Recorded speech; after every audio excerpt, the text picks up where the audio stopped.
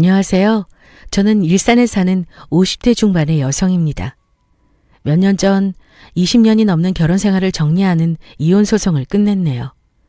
살면서 힘든 일이 있어도 아이들 때문에 참고 살았는데 날이 갈수록 심해지는 남편의 이기적인 행동들에 도저히 안 되겠더라고요.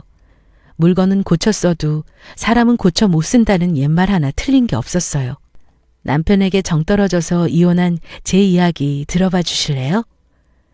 저는 어렸을 때부터 특별하게 잘하는 게 있거나 눈에 띄는 아이는 아니었어요. 그리고 무언가 하고 싶은 꿈이 있지도 않았고요. 4년제 대학을 나와서 취업 준비를 하는데 서류는 통과해도 면접에서 매번 떨어지더라고요. 부모님은 제가 시리에 빠지자 아버지 사무소에서 일을 해보는 게 어떻겠냐고 하시더군요. 다른 집 자식들은 부모 사무실 일을 많이 돕는다고요. 그래서 아버지가 운영하시는 세무사 사무소에서 사무보조 같은 일을 하게 됐습니다. 지금 생각해도 제 인생에서 가장 큰 복이라면 능력 있는 부모님 밑에서 자란 거라 단언할 수 있을 정도죠. 28살에 친한 친구가 자기 결혼할 남자를 소개시켜준다고 나오라는 자리에서 남편을 처음 만났습니다. 남편도 신부 소개시켜준다고 나오라고 해서 나왔었나 보더군요. 본의 아니게 첫 만남에 2대2 더블 데이트를 하게 된 셈이죠. 나중에 친구 얘기를 들어보니 저희 둘을 이어주려고 친구 부부가 작정한 자리였더라고요. 여기는 제 친구 남현수고 이쪽은 남편 친구 최우주 씨. 이렇게 만난 것도 인연인데 서로 인사해요. 둘 다 마침 솔로기도 하고 오늘 만나는데 더블 데이트 어때요? 남편의 첫인상은 180cm가 넘는 키에 덩치가 커서 남자답고 씩씩했어요. 친구 말로는 집안 형편이 어려워 가장 노릇을 해서 고등학교 졸업하고 안 해본 일 없이 살았다고 했어요. 저를 만났을 당시는 타이어 공장에서 일하고 있었고요. 대학에서 책만 끼고 사는 남자들만 보다가 남편을 보니 어른 남자 같더라고요. 그리고 무엇보다 제가 여태 만나온 그 어떤 남자보다 적극적이었어요. 제가 아프다 하면 약을 사서 기다리고 겨울이면 출퇴근길에 핫팩이랑 따뜻한 커피를 준비해오던 남자였죠. 연수야, 우리 사귀자. 난 너 아니면 안 돼. 내 인생에 너 같은 여자는 다시 못 만날 것 같아. 그런 남자의 수뇌보에 넘어가서 4년을 사귀게 됐어요. 그 사이에 서로 집안에 인사를 가기도 하고 남편은 제 응원에 힘입어 야간대학을 나와 무역회사에 취직도 했고요. 부모님은 처음에 남편과 제 사이를 반대하셨어요. 학벌도 낮고 집안도 너무 가난하고 직업도 안정적이지 않다고요. 하지만 남편이 조금씩 노력하고 저와 꾸준히 만나는 모습을 보시고 결국에는 결혼까지 승낙해 주셨죠. 평소 자기 주장이 강하지 않은 제가 강하게 이 남자랑 결혼하고 싶다고 한 게 가장 큰 이유이기도 했고요. 결혼할 때 아무래도 가장 큰 문제가 신혼집이었는데 시어머니와 시동생이 살고 있는 시댁은 방이 2개밖에 없어서 살기 힘들었고 친정은 남편 직장과 거리가 멀었어요. 그러던 차에 아버지가 세무서를 퇴직하고 받으셨던 퇴직금을 선뜻 내주시며 신혼집을 마련해 주셨어요. 세무사 사무실도 이제 겨우 자리 잡아서 경영이 힘든 상황이었는데 하나밖에 없는 딸이 아무것도 없이 시작하는 건 도저히 못 보시겠다며 해주신 거였어요. 덕분에 없는 살림이었지만 신혼 때부터 돈을 아끼며 모을 수 있었네요. 결혼 2년 후에 첫 딸이 태어났고 친정아버지는 첫 손주를 안아본 기쁨도 잠시 60대 중반의 나이에 뇌졸중으로 돌아가셨어요. 너무나 갑작스런 죽음이었기에 작별 인사도 못하고 그렇게 허무하게 가시더라고요. 자연적으로 아버지 사무실은 문을 닫게 되었고 저도 일을 그만두게 되었죠. 무엇보다 남겨진 친정엄마가 걱정이 돼서 친정을 자주 가게 되었어요. 친정은 제가 사는 지역과 2-3시간 떨어져 있었지만 일주일에 서너 번은 갔었던 것 같아요. 문제는 남편이 결혼하고 연애 때와는 완전 다른 사람이 되었다는 데 있었어요. 예전 같았으면 저를 먼저 배려하고 생각해 줄 사람이 제가 없으면 아무것도 못하는 사람이 되어 있었거든요. 가수 문주란 씨의 남자는 여자를 귀찮게 해라는 노래 가사말 토시 하나 안 틀리게 딱 남편 얘기였어요. 처음 연애할 때는 밤하늘의 별도 달도 다 따준다 할 정도로 씩씩하던 남자가 결혼하고 나니 아기가 된 것처럼 저한테 하나부터 10까지 다 해달라는 거예요. 아버지 장례 후에 한동안은 아무 소리 안 하더니 어느 순간부터는 아이도 생각하고 자기도 생각하라며 친정에도 자주 못 가게 했습니다. 여보, 이제 아빠 돌아가시고 49제 막 지냈어. 아직 엄마 혼자 두기가 내 맘이 불안해서 그래. 저번 주에는 한 번도 안 갔으니까 이번 주는 친정에 며칠 있다 온다고. 왜 못 가게 해? 당신 또 며칠 가 있으면 내 밥은 누가 해줘? 그리고 이번 주는 우리 엄마 생신도 있잖아. 꼭 가야겠어? 밥이랑 반찬은 해놓고 갈게. 어머님 생신날에는 시댁에 갈 거고. 자취생활도 몇 년 한 사람이 나 없으면 밥도 못 먹어? 아버지 살아생전에는 제가 아버지 일을 돕고 해서 잘 몰랐었는데 집안일만 하고 있으니까 남편의 요구사항이 점점 더 많아지더군요. 그나마 다행인 건 친정엄마가 아직 젊고 건강하시다는 거였죠. 엄마는 제가 친정에 자주 드나들자 내 걱정은 말라며 아이와 남편 더 챙기라고 하셨어요. 그러고 얼마 후 둘째 아들을 가지게 됐어요. 연년생 아이들을 키우다 보니 어떻게 시간이 지나는지도 모르게 흘러갔습니다.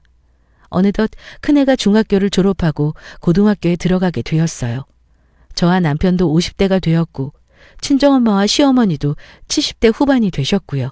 여보, 결혼 19년 동안 진짜 한결같다. 이번 명절 때 어머님 용돈 100만 원 드렸더라? 그런데 우리 엄마한테는 30만 원 드리고 내가 매년 이 말을 꼭 해야겠어? 당신 어머니는 연금도 나오시고 장인어른이 주신 재산도 있으시잖아. 우리 집은 그런 게 어딨어? 차등을 둘 수밖에 없지. 그럼 차라리 나무리게 더 드리면 안 돼? 왜 매번 내가 알게 더 드리냐고. 어차피 당신 친정에 더 드릴 거 알고 있어. 그럼 된 거 아니야? 결혼 19년 동안 남편에 대해 몰랐던 점들 중에 가장 놀라웠던 건 시어머니에 대한 효심이 남다르다는 거였어요. 무슨 일만 있으면 우리 엄마가 최우선인 사람이었죠. 천만다행이게도 시어머니가 합가하기 싫고 혼자 편하게 살겠다고 하셔서 따로 살았지 아니었으면 꼼짝없이 시어머니와 살았을 거예요. 하루는 무화과가 맛있어 보이길래 친정엄마가 생각이 나서 가져다 드리러 갔습니다. 아빠가 돌아가시고 엄마는 지난 16년 동안 취미생활도 활발히 하시고 친구들과 모임이나 여행도 많이 다니시며 바쁘고 활기차게 보내셨어요. 저도 그 덕분에 많은 걱정을 덜고 살았죠. 하지만 최근 나이가 들어서인지 기력이 많이 약해지셨더라고요. 마음이 많이 쓰이는 시기였습니다. 엄마, 저 왔어요. 왔니? 어서 오렴. 밥은 먹었어? 응, 먹고 왔어요. 오늘따라 안색이 파리한데 어디 안 좋아요? 그냥 요즘 손발이 저리 타고 뻣뻣하긴 해. 침 맞으러 가야겠네, 우리 엄마. 엄마 좋아하시는 무화과 사왔어요. 무화과? 맛있겠구나. 아, 엄마! 무화과를 건네봤던 엄마가 갑자기 팔을 덜덜 떠시는 겁니다. 너무 깜짝 놀라 팔을 어루만지는데 엄마 말로는 팔다리가 떨리면서 뻣뻣해지는 증상이 최근 1, 2년 사이에 자주 있었다고 했어요. 아무리 봐도 예사롭지 않아서 근처 한의원을 모시고 갔습니다. 환자분 한쪽 팔만 그러세요? 아니면 양쪽 모두 떨리고 뻣뻣해지시나요? 양쪽 팔다리 다 그런 것 같아요. 보호자분, 아무래도 큰 병원에 가셔서 정밀검사를 받아보세요. 증세만으로 정확한 진단을 내리기는 어렵지만 뇌질환이나 퇴행성 질환으로 볼 수 있을 것 같습니다. 저희 병원에서도 나이 드신 환자분들 중에 비슷한 증상인 분들이 많으셨거든요. 그 길로 그쪽 분야에서 유명하다는 대학병원 전문의를 소개받고 진료 예약을 했습니다. 마침 취소된 예약이 있어서 한 달 안에 진료가 가능하더라고요. 검사 결과 엄마는 파킨슨병을 진단받으셨어요. 치매와 더불어 신경퇴행성 질환의 대표적인 병으로 65세 이상 노인들에게 주로 나타난다고 했습니다. 점점 팔다리가 굳고 거동이 불편해지면서 시간이 지날수록 증상도 심해지고 관리가 까다롭다고 했어요. 심각할 때는 혀까지 굳을 수 있다고요. 엄마는 초기를 넘어서 어느 정도 진행이 된 상태에서 병원에 왔다고 하더군요. 지금 보기에는 멀쩡해 보여도 재활치료나 약물치료를 하지 않으면 일상생활이 불가능할 정도로 급속도로 병이 진행된다고 했습니다. 치매가 같이 올 확률도 보통 사람보다 40%나 높고요. 엄마와 저는 충격적인 소식에 함께 엉엉 울었습니다. 엄마는 명이 닿을 때까지 내 육신 내 맘대로 운신하다가 편하게 죽고 싶었다며 이게 무슨 일이냐며 서럽게 우셨어요. 두 눈이 퉁퉁 붓도록 울고 나서 앞으로 어떻게 해야 할지 상의를 했습니다. 엄마는 외할머니가 돌아가시기 전에 치매기가 있으셨던 걸 기억하고 평소에 요양보험을 들어놓으셨다고 했어요. 치매나 몸을 스스로 활동할 수 없을 때 간병 자금이나 실손 보상 형태로 받을 수 있다고 했습니다. 혹시나 몰라서 젊었을 때부터 장기적으로 보험금을 납부하신 상태라고요. 무엇보다 자식이라고는 저 하나인데 제가 엄마를 모시는 게 맞다는 생각이 들었어요. 병원에 통원 치료도 다니셔야 하고 거동이 불편해지는 병이라서 여러모로 보호자가 필요해 보였죠. 일단 남편과 상의하기로 했습니다. 여보, 엄마 병원 검사 결과 파킨슨병이래. 뭐? 장모님이? 어쩌다가... 그래서 치료는 어떻게 하면 된대? 지금 초기 단계는 지나서 재활치료나 약물치료 적극적으로 하고 지금은 덜하신데 앞으로 거동을 혼자 못하실 수도 있어서 내가 옆에서 간호해야 할 것 같아. 그게 무슨 소리야? 당신이 어떻게 간병한다고 그래? 그럼 누가 해? 당신처럼 형제가 있는 것도 아니고 자식이라고 나 혼잔데 우리 집으로 모셔와야지. 뭐? 우리 집으로? 말도 안 돼. 당신 희주 이제 곧 고2 올라가고 무진이도 고1 된다고. 공부하는 애들 둘씩이나 있는데 이 집에서 어떻게 간병해? 애들도 공부 안 될 테고. 그럼 내가 친정에 가서 간병할게. 그건 괜찮지? 여보, 요새 전문 요양병원들 엄청 잘 돼 있는 곳 많아. 의사나 간호사들도 상주하고 있고. 그런 요양병원 알아보는 건 어때? 그게 무슨 말이야? 보호자가 있어야지 그런 곳에 엄마를 방치해두라고? 당신은 하나는 알고 둘은 모르네. 전문 요양병원 색안경 끼고 보지 마. 요새 시설도 최첨단이고 얼마나 체계적인데 알아보고 그런 소리를 해. 친정 얘기만 나오면 반대 의견부터 내는 남편을 알기에 처음에는 요양병원 얘기를 듣고 괘씸해서 저도 큰 소리로 말도 안 되는 소리 하지 말라고 했어요. 그런데 다음에 엄마를 만나러 갔더니 엄마도 파킨슨 전문 요양병원을 알아보셨더라고요. 마침 친정집에서도 멀지 않은 곳에서 1등급 요양병원이 있었습니다. 혹시 몰라서 엄마와 함께 병원을 방문해 봤어요. 자연경관이 좋은 곳에 최신식 시설로 지어진 병원이었습니다. 24시간 의료진이 대기 중이고 장기 입원 환자들을 위해 편의시설이 잘 갖추어진 곳이었어요. 가장 좋은 건 파킨슨 전문이라 모든 문턱이나 걸림이 없이 공간이 마련되어 있고 응급 호출벨이 곳곳에 있었습니다. 내친김에 상담을 받았더니 통합 파킨슨 질병 등급 척도에 따라 병의 진행 정도를 체크해서 한방치료, 재활치료, 명상 프로그램, 영양관리 등을 종합적으로 관리해준다고 하더군요. 엄마도 저도 처음 가본 전문 요양병원의 시설과 프로그램에 감탄은 하고 왔지만 저는 아무리 그래도 가족이 옆에서 보살피는 것과 같을까 하는 의구심이 남는 건 어쩔 수 없었어요.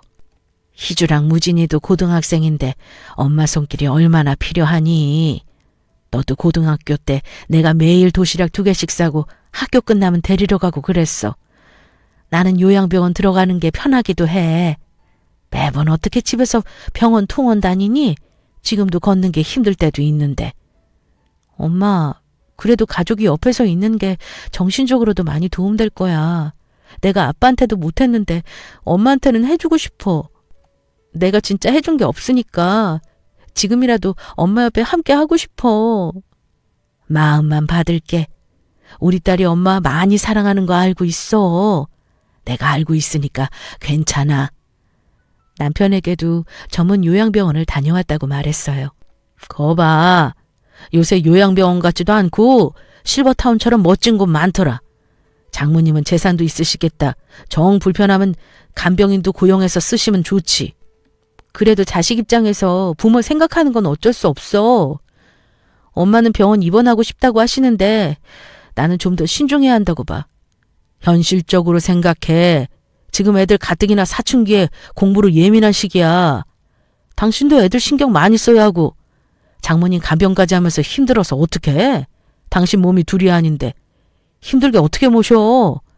방도 창고방 하나 남았는데 그거 짐 다 치우고 방으로 만들 생각해봐. 도대체 돈이 없는 것도 아니고 왜 그러는 거야? 당신도 당신 어머니 아니라고 그렇게 속단하지 마. 돈이 문제야 지금? 남편과 친정엄마 간병 문제로 한동안 말다툼을 지속적으로 했어요. 하지만 결국 엄마의 결정으로 요양병원에 입원하기로 했습니다. 본인이 병을 인지해서 그런지 몰라도 혼자 걷거나 거동할 때 불편함은 느껴져서 편하게 병원에서 치료받고 생활하고 싶다고 하셨어요. 다른 누구도 아니고 환자 본인이 강력하게 주장하자 저도 어쩔 수 없었습니다. 대신 제가 자주 찾아뵙기로 했어요. 병원에 가는 날 얼마나 눈물이 나던지 엄마 앞에서는 안 그런 척했지만 마음이 너무 아프고 미안해서 병원에 엄마를 두고 오는 길에 차를 세워두고 혼자 오열을 하고 왔습니다. 엄마가 요양병원에 들어가서 집중적으로 치료를 한 지 1년이 넘고 아이들도 고3, 고2가 되었어요. 남편은 아직도 일주일에 한두 번 요양병원을 찾아가는 저를 나무랄 때가 많았습니다. 우리가 집으로 모셔서 간병하는 것보다 훨씬 체계적이고 전문적으로 관리받는 건데 무슨 유난을 떠냐고요. 엄마가 병원에 입원한 지 1년이 됐는데 딱 한 번 방문해놓고 사위라는 사람이 저런 소리를 하다니 말을 안 해서 그렇지 얼마나 섭섭하고 밉던지 이루 말할 수도 없었죠. 그러던 어느 날 남편이 사색이 돼서 집에 왔습니다. 당신 무슨 일 있어? 얼굴이 왜 그래? 엄마가 한쪽 무릎이 그렇게 안 좋으시다고 하시더니 무릎 인공관절 수술 받으셔야 한대. 무릎 수술? 관절염 심하시다더니 수술해야 한대? 관절 치환술인데 돈도 돈이지만 잘 견디실지 모르겠어. 연세가 있으셔서. 그래도 수술해야 하면 하는 게 맞지.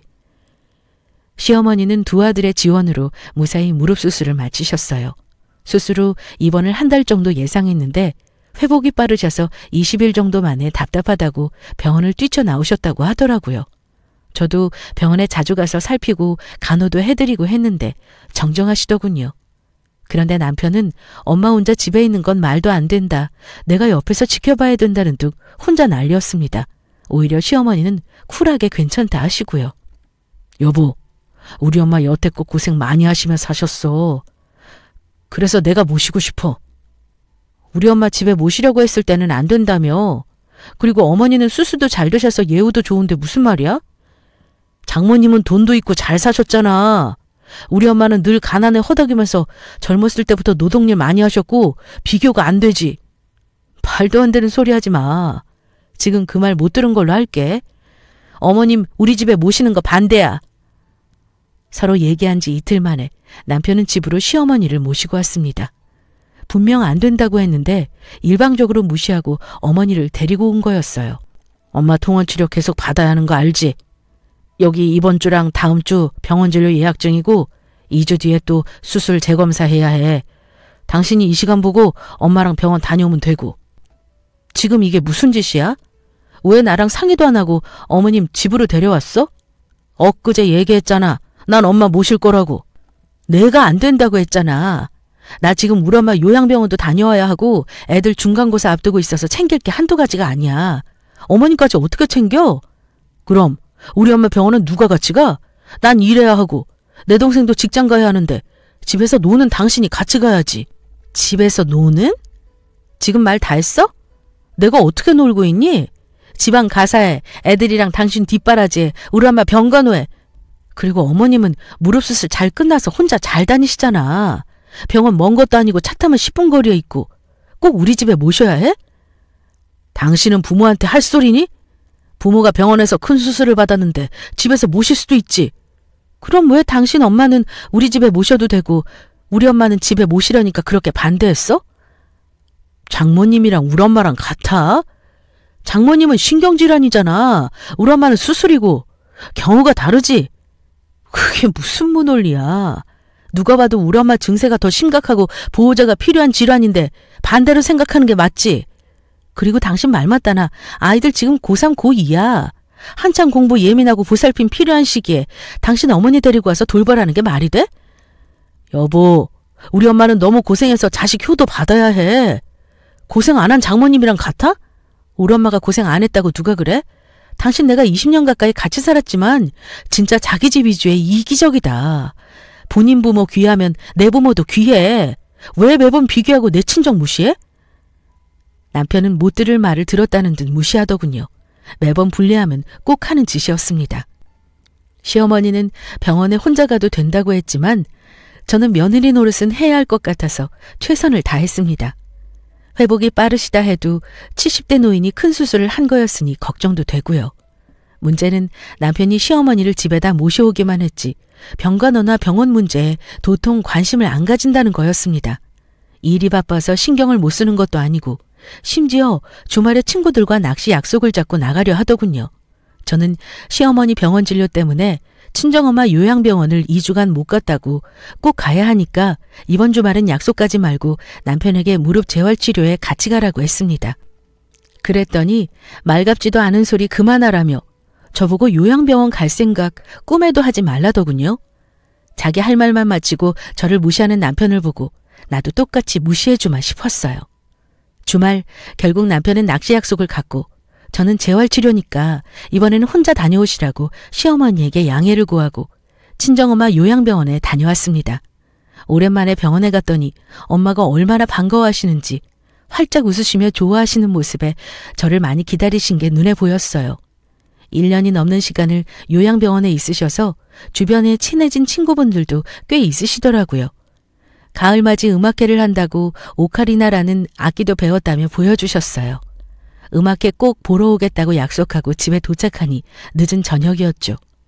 모두 자기 방에 있는지 거실에는 남편 혼자 소파에 앉아있더군요. 당신 지금 어디 갔다 와? 엄마 요양병원 다녀온다 했잖아. 당신 내 말 무시해?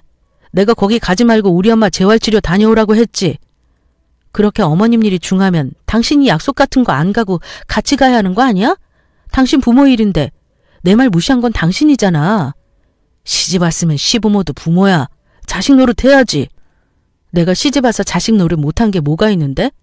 언제나 일 핑계 약속 핑계 대고 말만 효도하는 당신 대신 내가 자식 노릇했어. 말 한 번 잘했다. 그럼 장가 왔으면 장모도 부모야. 너는 자식 노릇 했니? 나는 남자니까 다르지. 어떻게 다 큰딸도 있는 남자가 그런 구시대적인 말을 하고 싶니? 우리 딸이 당신 같은 남자 만났다고 생각해봐. 진짜 끔찍스럽다. 헛소리 그만하고 한동안 요양병원 가는 거 금지야. 우리 집안일에 신경 써. 금지 같은 소리하고 있네. 아주 독재자 납셨네. 히틀러나 푸틴 욕할 필요가 없어. 우리 집안일?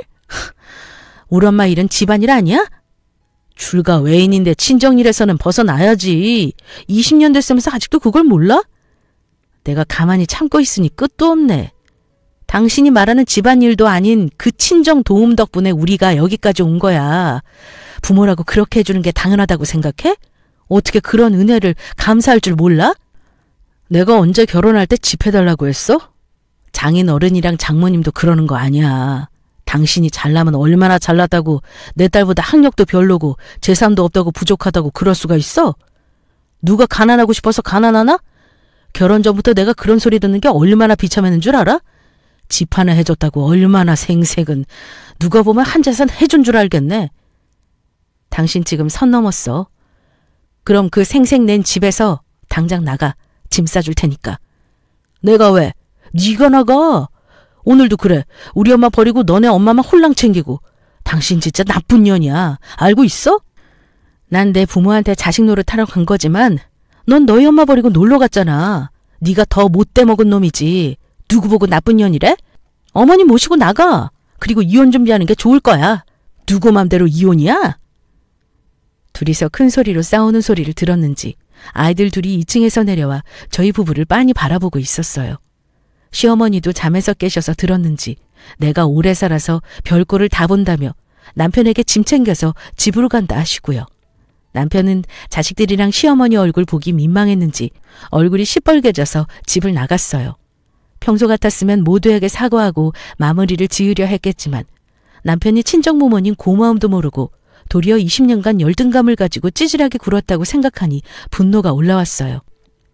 여태껏 친정 얘기를 하면 뭐든 반대만 하고 챙기지도 않던 행동들이 이제야 이해가 가더군요. 원래 이기적인 인간인 걸 알았지만 도저히 못 참겠다 싶었죠. 저와 대판 싸우고 나서 다음날 남편과 시어머니는 짐을 싸서 시댁으로 갔어요.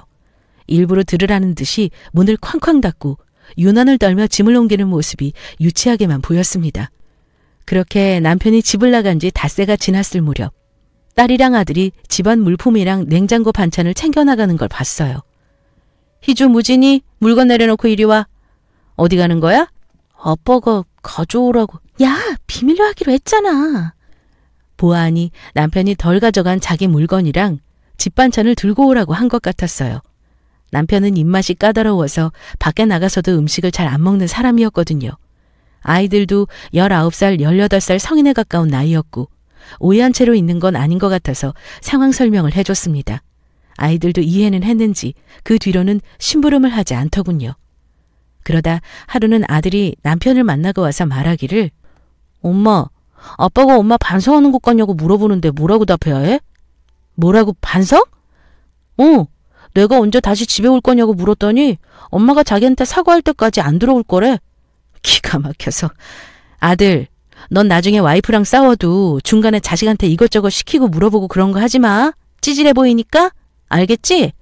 난 결혼하면 와이프랑 안 싸울 건데. 예쁘다만 해줄 건데? 그래. 우리 아들 잘 컸네. 내가 봐도 아빠는 좀 아닌 것 같아. 나도 집 가출은 안 하는데. 누나는 아빠 연락 오면 안 받는다고 했어.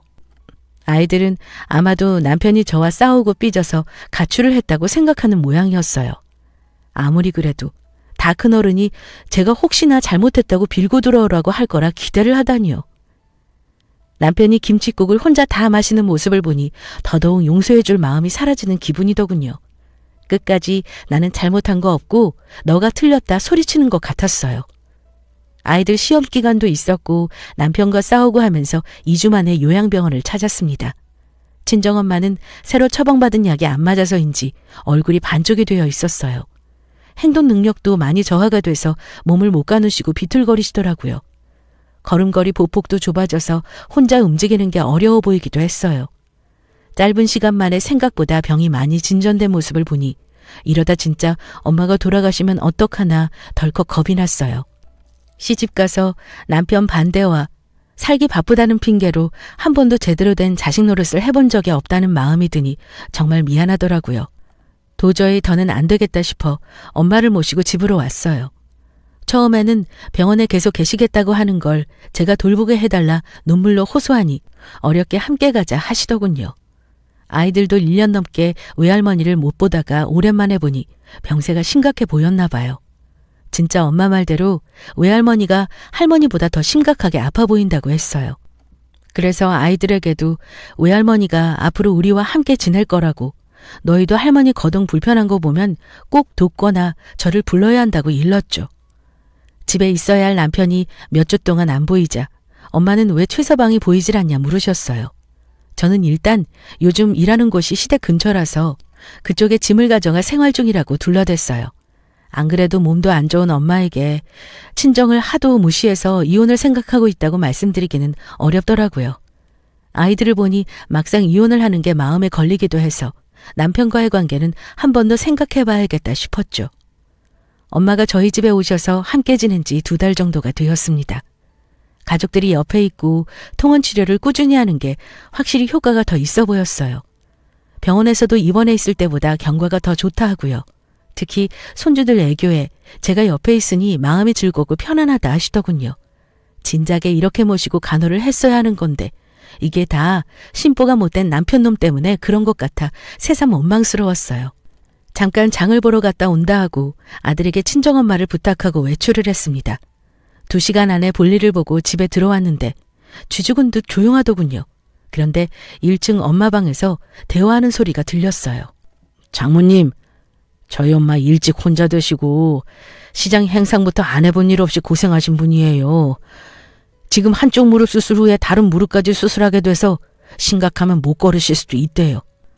저 지금 집사람이 저희 엄마 집에서 안 모신다고 해서 싸워가지고 엄마 집에 가 있는 거예요. 최서방, 사돈 어르신이 그렇게 아프신지 내가 미처 몰랐네. 미안하네. 그러니까 한 번만 봐주세요. 저희 엄마한테 집사람 간병 꼭 필요해요. 장모님이 여기 계실 게 아니라 저희 엄마가 여기 있어야 한다고요. 몰랐어. 그랬구만. 미안하네. 내가 여기 있어서 민폐였구만.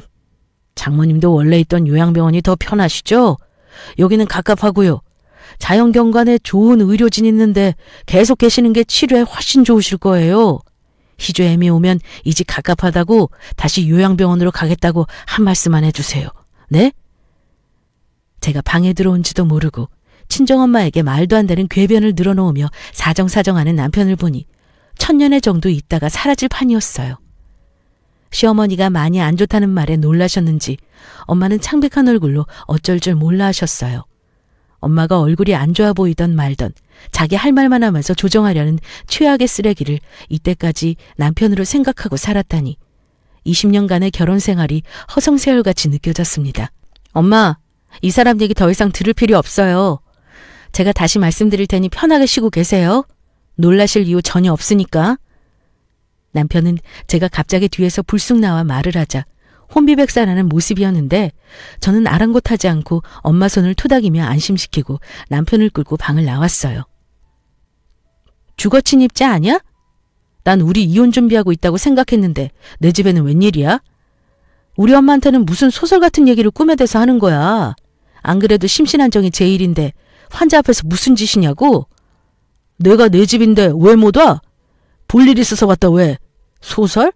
너는 네 남편이나 시어머니가 어떻게 지내는지도 안 궁금하지? 저 혼자 잘 지내면 다 끝이지? 내가 왜 남의 일을 신경 써야 해? 이제 내 집안일 아닌데 굳이 알 필요 있나? 뭐? 남일? 안 본 사이에 아주 기고만장해졌네. 말 가려해. 누가 누구한테 화를 내는 거야? 지금 아픈 우리 엄마한테 반 협박하듯이 이 집에서 나가라고 한 짓 가스라이팅이야. 요새 그거 심각한 범죄인 거 알긴 아니? 그래 워낙 뉴스나 글을 안 읽으니까 무식해서 그런 사회 이슈를 알기나 하겠어?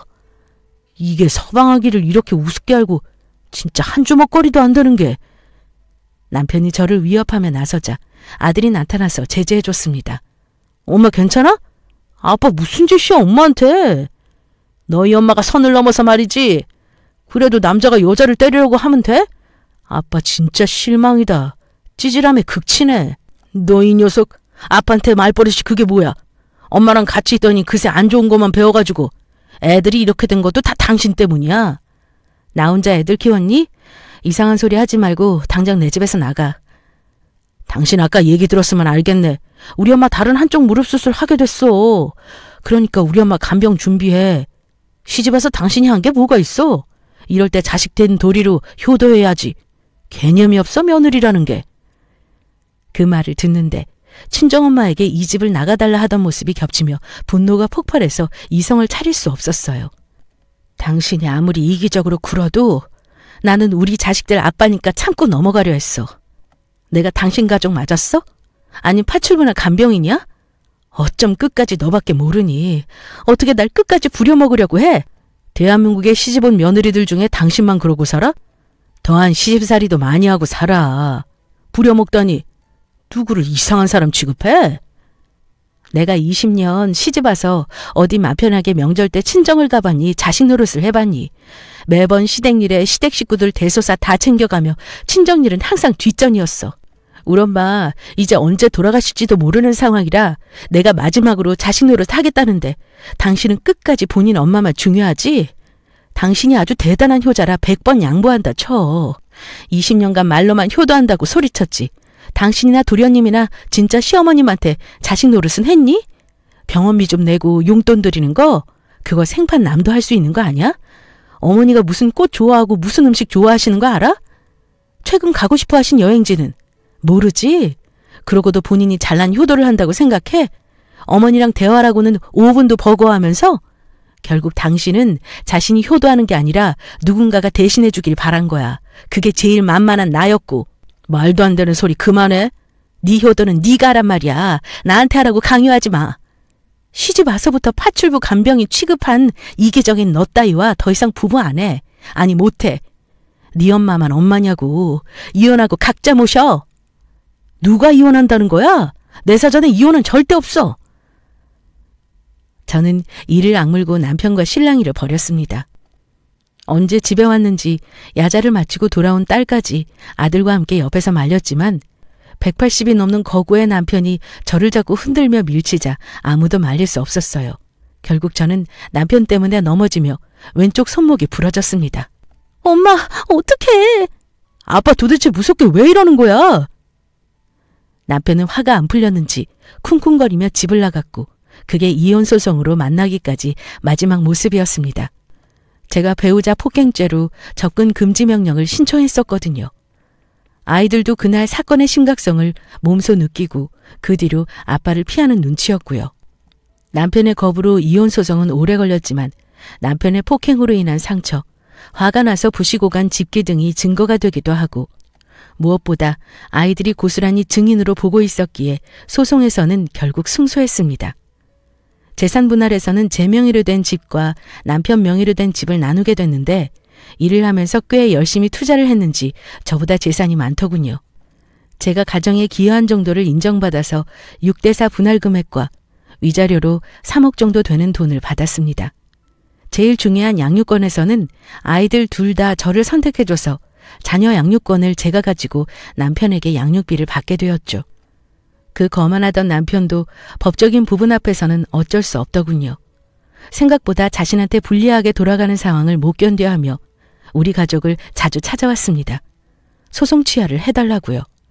끝까지 본인이 무얼 잘못해서 이혼을 하고 접근 금지 명령을 받아야 하는지 이해를 못하더군요.